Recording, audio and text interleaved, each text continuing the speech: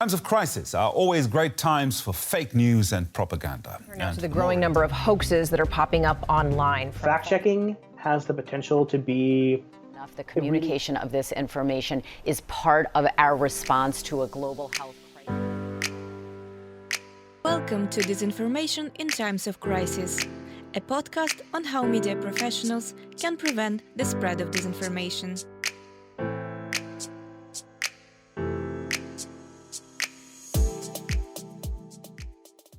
I'm Louise, and I'm a freelance journalist from Denmark. I'm here today with Amin, who is a social media analyst. Hi there. Hi. This is our second episode of a 3-part series where we reflect on what it's like to start working in the media industry during the COVID-19 pandemic and what lessons media professionals can learn from the current situation. One of the things that clearly marks the current climate is that people don't know anymore what's true and what's not, just because there's so much information out there. That's why today we're discussing the best ways for you to get started on fact-checking of information that you find online.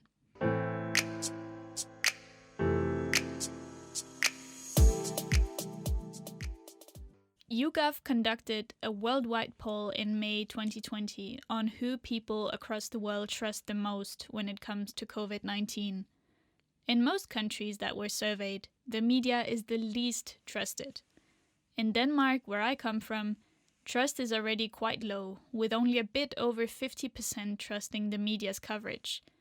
But in quite a few countries, including Britain, Italy, France, Poland, Sweden, Mexico, and the US, it's less than half of the population.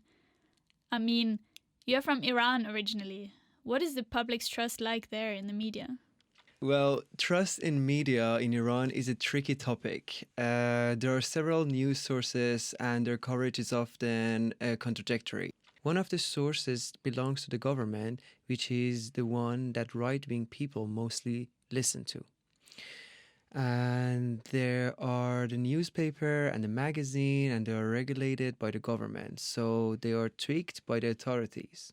There are also other news sources from the States, England, Saudi Arabia, and Turkey, but you need a satellite dish to watch them, which is not legal, of course. But all these media outlets can publish news about one topic, and none of them match sometimes. So trust is low, obviously, and because of that, it's been a challenge to get the people to follow the precautions. I actually did a podcast about this topic last week, so if you want to know more about the situation in Iran, you can listen to the first episode of our series. That sounds like a podcast we should look for. With so many different news sources and contradicting narratives, it must be particularly difficult to find out which one to trust. And I mean, we haven't even started talking about social media yet. Indeed, an increasingly sophisticated technology has made it possible for people to manipulate images or videos in such a way that they look real. So it's really hard not just for the public, but also for journalists to distinguish correct from false information and to find out which sources are trustworthy. Especially on social media, journalists are increasingly sourcing information from social media platforms, and people are also reading a lot of news on their feeds. Once a story or an image goes viral, many people just assume that it's true. They forget to question what they see and where does this come from. Yeah, that's actually happened to me once. I remember in the very beginning of the pandemic, there was this image that popped up on my Twitter feed, and it showed dolphins swimming in the canals of Venice, and later it turned out not to be true, and yeah, I just immediately fell for it. You did? Yeah, I did, and I'm not proud to admit it, but I did. As a journalist, I've learned not to fall for such things, but the image looked so real. And at that time, there were lots of stories coming out about the environment recovering all over the world because there was so little human activity, both at sea and in the air during the lockdown. So in my mind, it fit perfectly into that entire narrative. But then it turned out that only a part of the story was true. So the canals in Venice had actually become clearer and cleaner, but it was not true that there were dolphins in those canals. Oh my God. Did you find out where the image was from? Yeah, it was taken originally in Cagliari in Sardinia, which is more than 700 kilometers from Venice. And when fact-checkers did a reverse image search, they could see that the image had been cropped. So you couldn't see the frames that showed that it was Cagliari. And because it was posted next to a picture of the Venetian canals, it made it look like the picture was taken there. Wow, what a trick. Like, I mean, it sounds so simple, but it can have such a big consequences. And now that the technology has made it possible for people to manipulate image and information like that, journalists have had to develop their own tools to verify and counter news stories that aren't true. Yeah, exactly. We've actually spoken to some experts and journalists who work with various fact-checking tools. One of them is Martin Schenk, who is a professional fact-checker. We asked him to explain to us what that means and why professional fact-checkers are so important under the current circumstances. But before we hear from Martin, we would like to let you know that there will be a link below our podcast to the various tools that the experts mention. So don't worry if you can't hear or write down the name of the tools right now. You'll be able to find them afterwards. Now let's hear from Martin what a professional fact-checker is. A fact checker is somebody who looks at stories that go viral and then checks if they are true or not. We have technology that we use to find trending and viral stories. Some software we developed called the Trendalizer. That's the easy part, finding the viral stories. Because it's not magic, it doesn't tell you if it's true or not, just tells you this is going viral. A lot of people are liking and sharing this and talking about it. And then the hard part starts, and that's done by humans. That's actually looking at these stories, seeing what evidence exists for them, and then rendering a verdict. We also asked Martin if he could give us an example of some viral news stories during the COVID-19 pandemic that have turned out to be false, and how he's managed to find out that these stories were actually fake. At the beginning of the crisis, it was mostly videos from China about this mysterious new disease and people falling down on the streets. In those cases, you have to find out where did this video actually come from. Does it really show what people are saying it shows? And in some cases, we found, no, this is just a drunken businessman in Hong Kong falling down several months before the crisis even started. So that's the beginning of the crisis. And as it's got worse and worse and it started spreading to more countries, you also started seeing the fake cures, like people advising gargle with salt water and it will kill the virus in your throat. And all of these things, yeah, we've checked that with medical professionals. They're not true. Like the example of gargling salt water, we even found where that came from. The CDC actually advises on their website, if you have an infected throat and it's hurting, you can try gargling with salt water to reduce the pain. But it says nothing about killing viruses or stopping an illness or curing you. It's just a pain management trick. Now we know a little bit more about what fact checkers do. I'm still a little bit worried about being fooled by some story or image, though, to be honest. You know, you can never really know these days, can you? Unless it's really trustworthy and established media outlet, right? Yeah, I mean, I perfectly agree. It's not easy, definitely. But I guess it's all about being critical of the things you find online, even though that's easier said than done. But you're right, all this information can seem like getting lost in a jungle sometimes. And that's why we've dug even deeper into how fact-checkers do their work and what tools they use. We've spoken to Julia Bayer, who is an investigative journalist at Deutsche Welle, and she offered us some tips on how journalists can get started with fact-checking.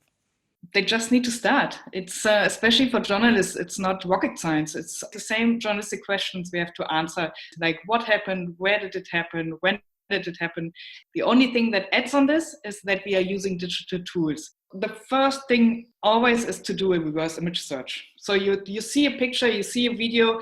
At first you think like, okay, that looks fine, it looks okay, but actually what happened there? And the first question is, maybe it was taken out of context and it was already published before. So you do a reverse image search with Google, with Yandex. There are several tools for that. That is the first start. And then usually I continue with geolocation because that's most fun you have, and then you use tools like Google Google Maps, Bing Maps. So there are also several tools for that, or Google Earth Pro, which is a lot of fun. I can do it by myself from my desk at home. Okay, let's pause there for a second and break some of that down, because that was a lot of things. It may not be rocket science, but if you've never heard of reverse image search like Amin, for instance, it might be useful to hear how that works in practice. So just type in reverse image search into your browser and you'll find a tool called tineye.com, for instance, or a Google image search. When you upload the image that you want to check onto that search engine, it'll give you a list of all the places where this image pops up online. Once you get that list, you can begin to ask your critical questions. What kind of website does the image show up on? Are these websites trustworthy? Where did the image originate? Maybe you can check the dates here to see when the image was first used online, and you can see if it's been modified over time or if it's always looked the same. Maybe it's only published together with another picture, just like the image of the dolphins that I mentioned earlier. Yeah, Julia mentioned something about geolocation as well earlier, and she also explained to us how that can be useful, especially in specific parts of the world. Let's listen to her just for a second. I would like to highlight another map service. It's called Mapillari, because that's really helpful when you are looking for footage in remote areas, on areas like Germany where we don't have a lot of Google Street View images. And it's a crowdsourced map service. And this is really interesting because especially also in areas like Myanmar, people are using it to upload footage and you can use it for geolocation. For example, when they're like in specific areas where we can't get access to, how it developed in the last couple of years. Are there still the same villages there that used to be, especially when it's a conflict area?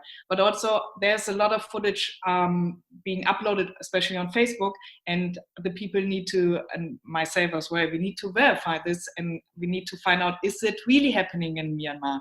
So then it's important to use satellite imagery to find out if it is. That's really cool. That's really cool about both reverse image search and also geolocation tools, that you can access a lot of these fact-checking tools for free at home. So don't worry if you don't have the resources like a big media company does. You can basically teach yourself most of these tools. You might need to spend some time getting your head around this stuff, but once you do it, they become just like your second nature. Yes, that's one of the good things about fact-checking, or one of the other good things about fact-checking, actually. But now the big question is, even when we do lots of fact-checking, does that actually improve trust in the media? We've spoken to Craig Silverman, who is the media editor at Buzzfeed, about what else journalists can do to improve trust in the media.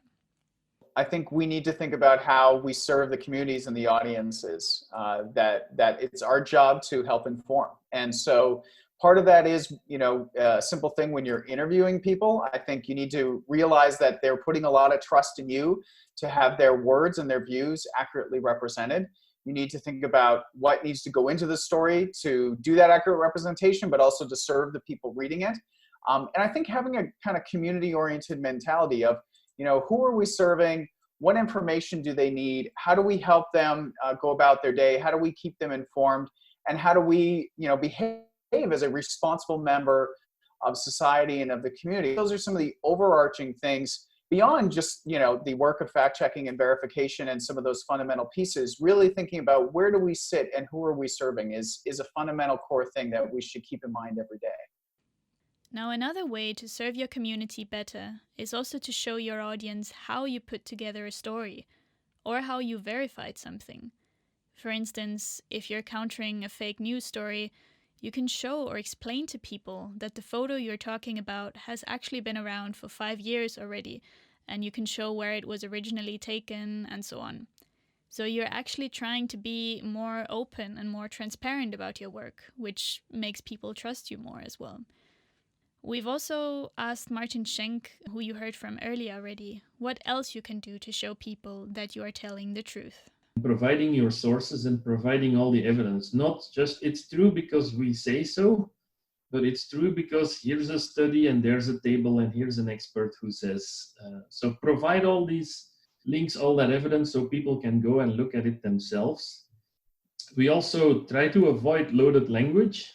So we try not to say this is a crazy conspiracy or people who believe this are stupid, because it's very off-putting to read something that essentially says you're stupid for believing this. And we also try to show on our website that we're not biased towards one side. We literally provide a link at the top of our site. So one page shows all the fact checks that we've done defending liberal causes and persons and politicians, etc. And the other one shows all the fact checks that we've done that defend right-wing conservative causes and persons and politicians. I guess the main message for journalists is really to try and put yourself in the shoes of your audience. What type of information would you need to believe in a story? What would you like to see for yourself if someone wrote a news story or debunked some false news?